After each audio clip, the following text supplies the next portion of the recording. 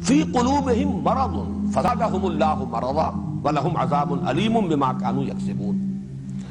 ان کے دلوں میں ایک روگ ہے، بیماری ہے، اور اس بیماری کو معین نہیں کیا گیا وہ کون سی بیماری ہے. نوٹ کر لیجئے، یہود کا مرض اگر وہ تعویل خاص سامنے رکھیں کہ اس میں روح سخن یہود کی طرف ہے، تو وہ تکبر، ان کی ایک مذہبی چودراہٹ، اور تکبر ہی کا عکس ہے، اسی کا نتیجہ ہے حسد. یہ مقام ہم سے کیوں سلب ہوا؟ 2000 برس تک یہ ہمارا امتیازی مقام تھا. ہم تھے وحی اور نبوت کہ محبت ہم تھے، ہم پر، ہمارے اندر سے نبی اٹھتے رہے، کتابیں ہمیں دی گئیں. یہ چودراہٹ اور سیادت، اس کے منصب پر ہم علماء اہل یہود ہم قائم، ہم فائز ہیں. آج یہ چیز ہم سے سلب کر کے دوسروں کو دے دی گئی. تو حسد، تو تکبر اور حسد در حقیقت ایک ہی تصویر کے دو رخ ہیں. ان کا مرض یہ تھا. اسی لیے یہاں پر لفظ مرض کو جو مبہم رکھا گیا، واضح نہیں کیا گیا. اور نفاق کا، منافقین کا اصل مرض کیا تھا؟ بزدلی، حب جان، حب مال، یا یوں کہیے حب دنیا. جان بھی عزیز ہے، مال بھی عزیز ہے، اسلام بھی عزیز ہے، لیکن یہ کہ اسلام کے لیے جان اور مال کی قربانی کھیلنا، یہ اس کے لیے تیار نہیں. ہو جائے کچھ، خود بخود ہو جائے، آپ سے آپ ہو جائے. مجھے لطیفے کے درجے میں بات یاد آ رہی ہے. ہمارے ایک ساتھی ہیں بزرگ، بہت ہی مضلع سنج کراچی میں، وہ اس ایک بڑی تلخ حقیقت کو بہت ہی خوبصورت انداز میں بیان کیا کرتے ہیں. اللہ حق، رسول حق، قرآن حق، دین حق، لیکن پیٹ بر حق. یہ مسئلہ جب آتا ہے انسان کے سامنے، یہ سب حق ہے، لیکن مالی نقصان برداشت کرنا، جان کا نقصان برداشت کرنا. جبکہ وہ لوگ کہ جو خرچ بعد آباد کی شان کے ساتھ آتے ہیں، تو علامہ اقبال کا وہ شعر بہت مشہور ہے، تو بچا بچا کے نہ رکھ اسے، تیرا آئینہ ہے وہ آئینہ کہ شکستہ ہو تو عزیز تر ہے نگاہ آئینہ ساز. لیکن جن کی یہ کیفیت نہیں، وہ جو غالب نے کہا کہ جس کو ہو جان و دل عزیز اس کی گلی میں جائے کیوں. لیکن کچھ لوگ اس گلی میں داخل تو ہو گئے ہیں، جان بھی عزیز ہے، مال بھی عزیز ہے، کسی شے کا نقصان جو ہے گوارا نہیں ہے، تو وہ تو مذبذب ہو کر رہ جائیں گے.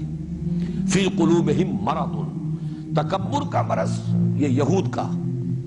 اور حب دنیا، حب دنیا، حب مال، دنیا کے تمام متعلقات اس میں آ جائیں گے. اولاد بھی پیاری ہے، اہل و عیال سے بھی محبت ہے، گھر بھی پیارا ہے. سورہ توبہ کی آیت ذہن میں لے آئیے، قل ان کان آباؤکم وابناؤکم واخوانکم وازواجکم وعشیرتکم واموال اقترفتموها وتجارۃ تخشون کسادها ومساکن ترضونها احب الیکم من اللہ ورسولہ وجہاد فی سبیلہ فتربصوا حتی یاتی اللہ بامرہ واللہ لا یہدی القوم الفاسقین. اے نبی ان سے کہہ دیجئے، اگر تمہیں اپنے باپ، اپنے بیٹے، اپنے بھائی، اپنی بیویاں، اپنے رشتہ دار، اعزاء و اقارب، اپنے وہ مال جو تم نے بڑی محنت سے کما کر جمع کیے ہیں، اپنی وہ تجارتیں جو بڑی محنت سے جمائی ہیں اور جن کے کساد کا اور مندے کا تمہیں خوف لاحق رہتا ہے، اپنی وہ حویلیاں، اپنی وہ جائیدادیں جو تمہیں بڑی محبوب ہیں، پسند ہیں، اگر یہ چیزیں محبوب تر ہیں اللہ سے اور اس کے رسول سے اور اللہ کی راہ میں جہاد کرنے سے، تو جاؤ دفع ہو جاؤ، انتظار کرو، گو اینڈ ویٹ، یہاں تک کہ اللہ اپنا فیصلہ سنا دے.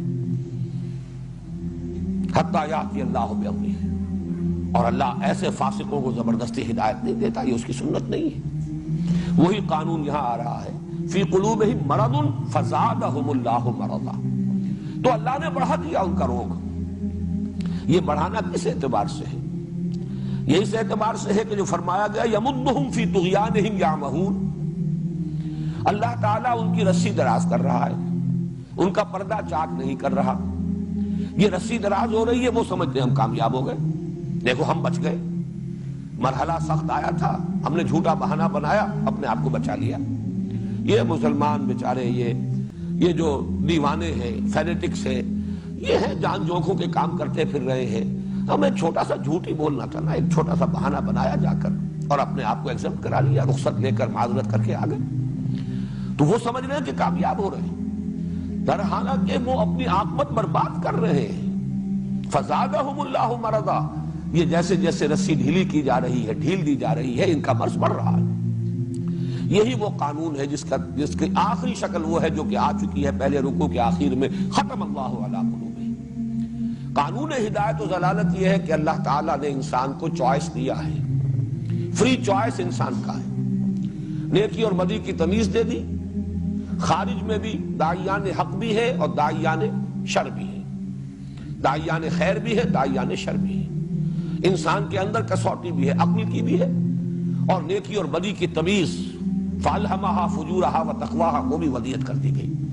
اب دیکھو جدھر جانا چاہتے ہو جاؤ، خیر کے راستے پر بڑھو گے اللہ تعالیٰ راستے کشادہ کرتے چلا جائے گا۔ شروع میں بڑی مشکل نظر آئے گی، جب آگے بڑھو گے معلوم ہوگا آسانی ہے، کوئی ایسی مشکل نہیں۔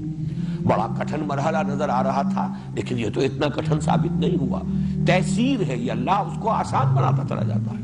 فَسَنُيَسِّرُهُ لِلْيُسْرَىٰ، غلط راستہ اختیار کرو گے اللہ وہ کھول دے گا، جاؤ بڑھو۔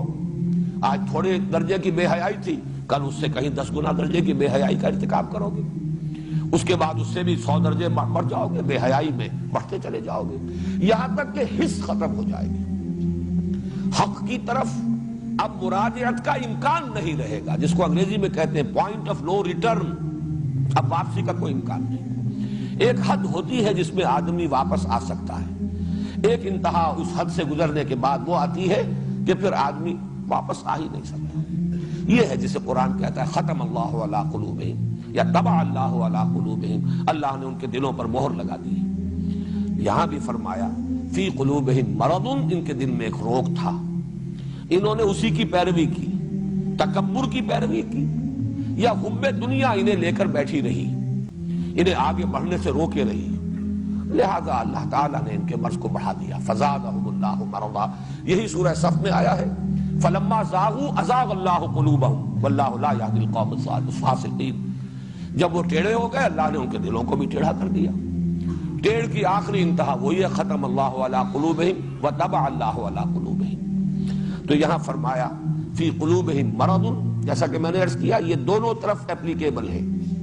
علماء یہود کے دلوں میں اپنا پندار، تکبر، غرور، اور اس کی بنا پر مسلمانوں سے اور حضور سے حسد، اور دوسری طرف منافقین کا مرض حب دنیا، حب مال، حب اہل و عیال، حب جائیداد، یہ محبت ہے، دنیا اور اس کے متعلقات کی محبت ہے۔